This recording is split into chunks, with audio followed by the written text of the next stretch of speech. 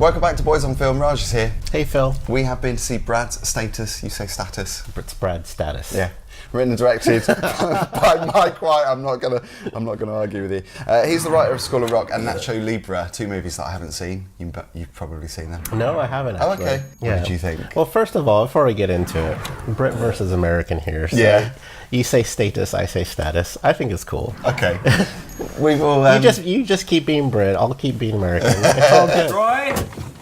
You have 10 minutes. I just gotta put on my clothes. You got like the body of a man now. Hey, Dad, can you not be weird? Okay. Can you close my door? Yeah. Can you close the door? Yeah. It's a high anxiety satire. That's what they've described it as, this movie.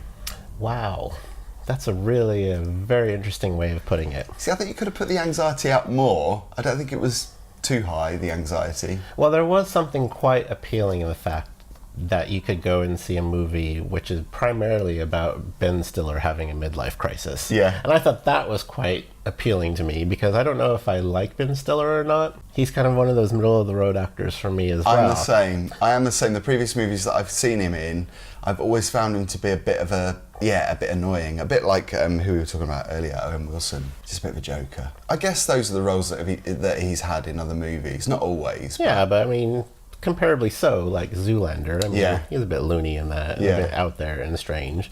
But then you have him in roles like classic roles like Reality Bites and those sort of movies. And the appeal for me was kind of seeing him losing it on screen. Yeah. See, I wanted him to lose it a little bit more. Yeah. Because he's obviously a man that's going through troubled times. He's a middle-aged father with a son that's going to university. And he's kind of comparing himself to other people, his other friends that he hasn't seen for a while. This is the weird thing. We'll talk about that obviously later. But he's comparing himself constantly, and he feels that he's not achieving as much as he should be when he's looking at other people and looking at people around him, people really successful, what appear to be successful. Yeah. And he's all right. He's doing okay. He's married. He's in a nice home. He's got a son that's doing well. Kid's going to Harvard. Don't jinx me, dude. It is kind of one of those movies where every single thought that this guy thinks, like from crazy to out there to kind of selfish, just it pops up on the screen, and there's a scene that plays out on the screen, and you're just, some of the scenes in there are quite like, oh no, he didn't think that. Yeah. But it is very human in the fact that, like, yeah, sometimes, you know, when we talk about our own insecurities and our own emotions, we think these things sometimes. And I guess that's why there was so much laughter in the screening that we saw last night, because we all laughed out loud, and you can identify with it. Yeah. How about that one? It's not available. Oh, looks like it's available. Yeah, it's not. But toe curling, some of those moments were cringe. Cringe. But Ben Stiller, we mentioned that we're not massive fans of his. I thought his performance was good. I could relate to parts of his character. I think he showed that kind of person well, that kind of person that is quite selfish. And I think towards the end of the film, he became unbearable to a certain extent with his whining and his whinging. Yeah, so one of the plot points in the movie is he takes, as you mentioned before, he takes his son to go visit colleges around the Boston area, Harvard and Tufts. And he meets up with some of his friends and has a few drinks and just starts overflowing information out. And this young woman who's very idealistic and very, you know, hungry for success, but, you know, probably hasn't come from the privileged background that he has. He's just telling her every thought and emotion he's ever feeling, and she's just looking at him like, dude, you're pathetic. It's kind of like a mic drop. You're 50 years old and you still think that the world was made for you.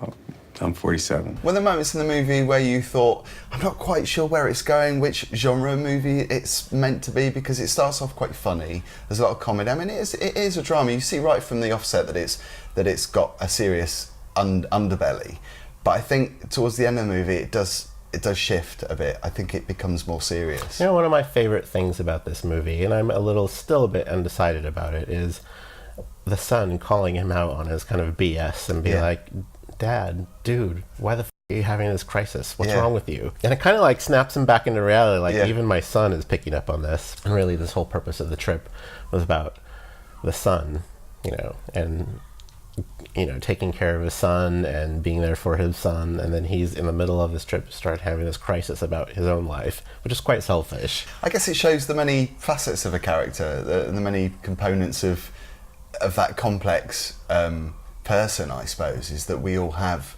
those other areas that it's not plain sailing. And maybe that's quite normal. I mean, another film we saw this year, which kind of reminded me of it, was Ingrid Goes West, where every shitty up thought a person has gets played out on film, and it's just, you look at these people like, these people are bonkers, but in a lot of way, so am I, because I think of some of these things, some of these same things too, And it's a commentary on social media too, because the people, I would say probably that most of us use social media in some form, but we're constantly comparing ourselves. Well, I guess not everybody does, but I suppose we do to a certain extent. We're always looking at other people's lives and thinking, oh, that looks like a great life. I wish I could have that. There's a great scene where he's sitting down to dinner with one of his friends that he's comparing himself to, and he's like, they're not quite connecting, and he's like, but we're friends on Facebook, and you didn't know about me, and he's like, you can tell the guy has just not looked at his Facebook page ever.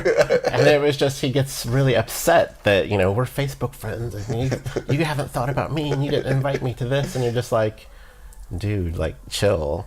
It's like people have got their own problems going on, and this whole world doesn't revolve around you. And you don't always remain friends closely with somebody. You're kind of acquaintances after a big friendship where maybe you've lived in the same city before. You were more close as a friend, and then people move away, and you still remain in touch, but maybe not as much as you were before. And that's, I think, a factor of being someone in their 40s. It's like, that's just the way life is. I mean, we all have to go out and shape our own lives and build our own universes, and and just because we're connected with people on Facebook doesn't necessarily mean that we're friends anymore. And it's funny how the comedy, I think, really touched on the other characters who were meant to be a more successful person, yet their lives were almost looked on as a bit of a joke. Michael Sheen's character is meant to be he's slightly arrogant, isn't he? He's kind of looking down on other people with a smile on his face, which is, I think, the more dangerous person, that is portraying him to be, quite friendly, but actually deep down maybe is a bit of a bitch. He's not the person you thought he was. I don't think they make any mistakes about that. They're like, this character is not a nice character. No. Very unscrupulous. He's in politics, that's why. But but that's interesting, isn't it? Because Ben Stiller, Brad's character, is obviously looking at these other people as being better than him.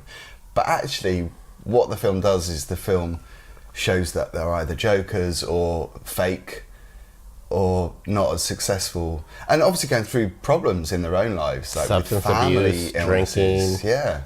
Yeah. That was quite interesting, I thought. Is that you don't always think...